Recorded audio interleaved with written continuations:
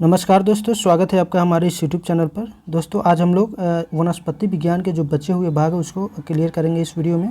और इस वीडियो में हम लोग डिस्कस करेंगे पादप हार्मोन और पादप रोगों के बारे में। जैसा कि आप जानते हैं कि मानव शरीर में भी बहुत प्रकार के हार्मोन होते हैं और अलग अलग कार्यों के लिए रिस्पॉन्सिबल होते हैं। उसी प्रकार से पादपों में भी बहुत सारे हार्मोन्स हैं और उनके अलग अलग कार्य हैं। ठीक है, तो इस वीडियो में हम लोग एक एक करके सारे हार्मोन्स के बारे में जानेंगे। तो आइए शुरू करते हैं इस वीडियो को। सबसे पहले ऑक्सिन्स। ठीक है, तो ऑक्सिन्स की खोज जो है 1880 ईस्वी में डार्विन नामक वैज्ञानिक ने की थी और यह पौधों की वृद्धि को नियंत्रित करने वाला हार्मोन है।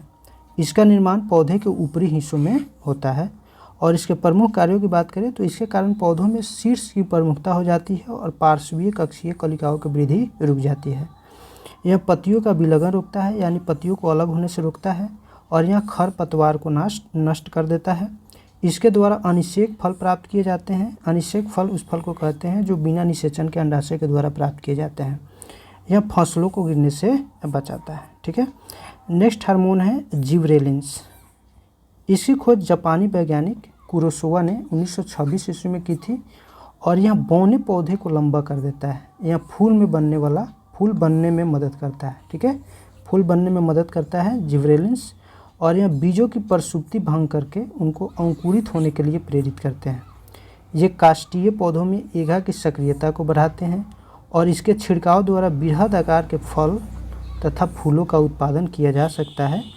इसके जो जिबरेलिन्स है यह कवक से निकाले जाते हैं। और उसके बाद है साइटोकाइनिन। ठीक है, इसकी खोज किसने की थी? तो इसकी खोज मिलर ने 1955 ईस्वी में की थी, और परंतु इसका जो नामकरण है वह लिथाम नामक वैज्ञानिक के द्वारा किया गया था। और यह प्राकृतिक रूप से ऑक्सिन्स के साथ मिलकर काम करते हैं। यह ऑक्सिन्स की उपस्थिति में कोशिका विभाजन और विकास में मदद करता है और यह जीर्णता को रोकता है। यह आरएनए एवं प्रोटीन बनाने में सहायक होता है। यह बौने पौधे को लंबा करने के लिए प्रयोग किया जाता है। उसके बाद है एब्सिसिक एसिड।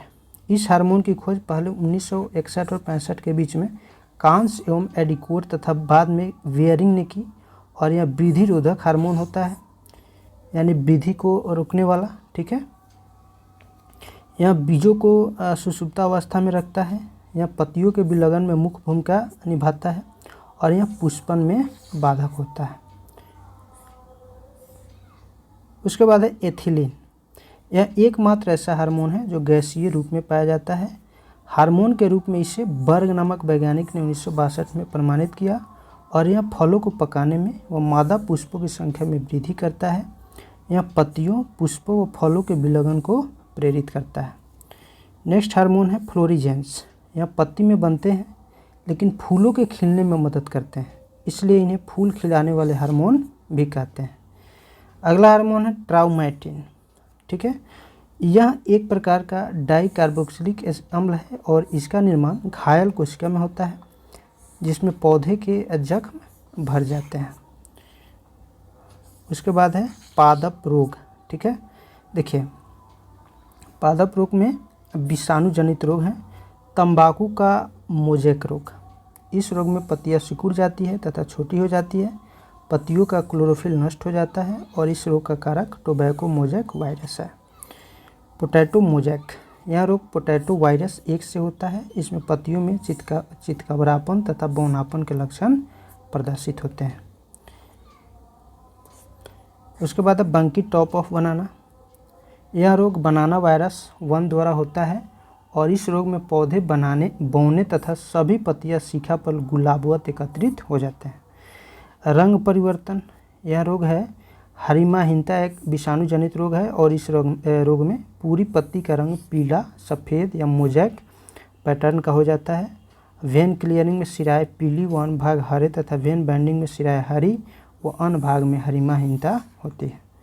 उसके बाद है जीवाणु जनित रोग, आलू का शैथिल रोग। इसको रिंग रोग के नाम से भी जानते हैं क्योंकि जाइलम पर भूरा रिंग बन जाता है, और इस रोग का कारक स्यूडोमोनास सोलेंसियरम है नामक जीवाणु है, और इस रोग में पौधे का संवहन तंत्र प्रभावित हो जाता है। Black arm of cotton. इस रोग का कारक जेंथोमोनास नामक जीवाणु है, और इस रोग में पत्ती पर छोटी सी जलाद्र संरचना हो जाती है, यानी भूरा रंग हो जाती है। अगला रोग है धान का अंगमारी रोग। यह रोग ज़ैंथोमोनास ओराइजी नामक जीवाणु से होता है और इसमें पत्तियों की एक या दोनों सतहों पर पीला हरा स्पॉट दिखाई देता है। अगला रोग है साइट्रस कैंकर और इस रोग का कारक ज़ैंथोमोनास सिट्री नामक जीवाणु है और इसकी उत्पत्ति चीन में हुई थी। नींबू की पत्तियों, शाखाएं, फल सभी इसी रोग से प्रभावित होते हैं। गेहूं का टुंडू रोग, इस रोग का कारक कोरिनोबैक्टीरियम टिटरिकी नामक जीवाणु तथा एंजुइना टिटरिकी नामक नेमाटोड है और इस रोग में पत्तियों के नीचे का भाग मुरझाकर मुड़ जाता है। करनाल बंट भी गेहूं की एक बीमारी है। तत्वों की कमी से उत्पन्न रोग, पौधों में तत्वों की कमी से उत्पन्न रोग निम्न प्रकार से दिए गए हैं। आम एवं बैगन में लिटिल लीफ होता है जस्ता की कमी से। नींबू में डाइवैक रोग तांबा की कमी से होता है। नींबू में लिटिल लीफ तांबा की कमी से। फूलगोभी में ब्राउन की कमी से। मटर में मार्स रोग मैग्नीज की कमी से। लीची में पत्ती जलना पोटेशियम की कमी से।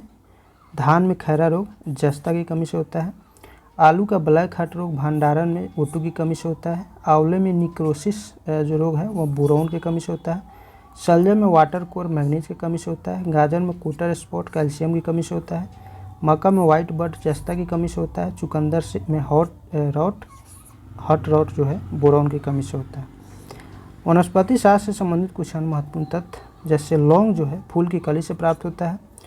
केसर मसाला बनाने में पौधों का वर्तिकाग्र भाग काम में लाया जाता है। हेरोइन अफीम पोस्ता से प्राप्त होती है। एजोला नामक जलीय फर्न को जैव उर्वरक के रूप में प्रयुक्त किया जाता है। इसके बाद है जीवित जीवाश्म, वे जीव जो आज से लाखों वर्ष पहले इस पृथ्वी पर उत्पन्न होकर किसी प्रकार प्राकृतिक परिवर्तन से अप्रभावित रहकर आज भी पृथ्वी पर पाए जाते हैं, उसको जीवित जीवाश्म कहे जाते हैं। ठीक है।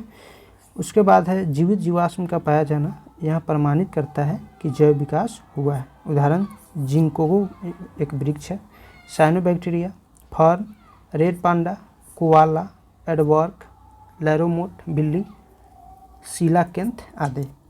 कुनैन सिंकोना पादप के छाल से प्राप्त होता है। पत्ती के लाल, नारंगी और पीला रंग जो है कैरोटीनाइड के कारण होते हैं।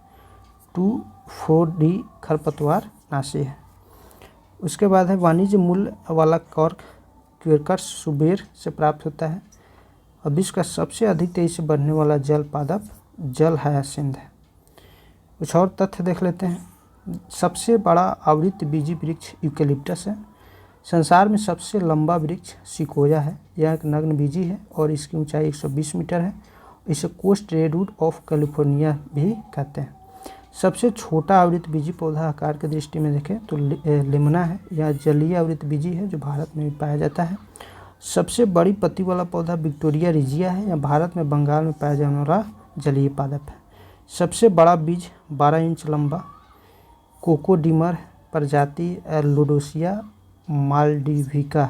ठीक है, तो कोकोडिमर है, इसकी प्रजाति क्या है, तो यह लोडोसिया मालडिविका प्रजाति की है और सबसे बड़ा बीज होता है 12 इंच का। इसका लंबाई जो होता है 12 इंच होता है। सबसे छोटा टेरिडोफाइटा एजोला है। यह एक जलीय पादप है। सबसे छोटे बीज आर्किड है। सबसे छोटा पुष्प उल्फिया है। इसका व्यास 0.1 mm का होता है। और सबसे बड़ा पुष्प रिफ्लेशिया ऑर्नोल्डाई होता है। इसका व्यास जो 1 मीटर तथा भार लगभग 8 किलोग्राम होता है और यह वाइटिस की जड़ पर परजीवी है। सबसे छोटा आवृत्त बीजी परजीवी जो है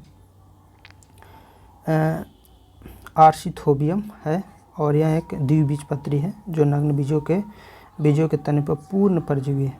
सबसे बड़ा नर युग्म साइकस है। यह एक नग्न बीजी पादप है। सबसे बड़ा बीजांड साइकस है।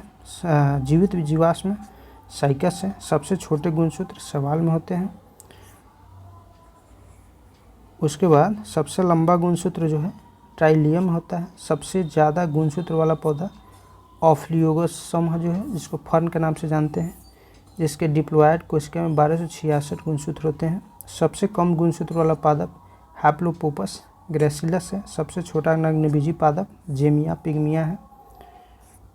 उसके बाद सबसे भारी काष्ठ वाला पौधा हार्डविचिया बाइनेका है। सबसे हल्की काष्ठ वाला पौधा ओक्रोमा लेगोपस है। सबसे छोटी कोशिका माइकोप्लाज्मा गैलीसेप्टिकम। और टेनिस गेंद जैसा बॉल फल जो होता है केंथ। जंगल की आग ढाक और कॉफ़ी देने वाला पौधा कॉफ़ी अरेबिका है, इसमें कैफीन होता है। कोको देने वाला पौधा थियोब्रोमा केकोआ होता है, इसमें थियोब्रोमिन और कैफीन होती है। अफीम देने वाला पौधा पोपी है, पेपावर सोमेनिफेरम, इसमें मोपिन होता है। ठीक है, तो फ्रेंड्स आई होप ये वीडियो आपको पसंद आया होगा। वीडियो आपको पसंद आया तो प्लीज़ वीडियो को लाइक कीजिए, चैनल को सब्सक्राइब कर लीजिए। फिर मिलते हैं हम नेक्स्ट वीडियो में नेक्स्ट टॉपिक के साथ। तब तक के लिए हंसते रहिए, पढ़ते रहिए। जय हिंद।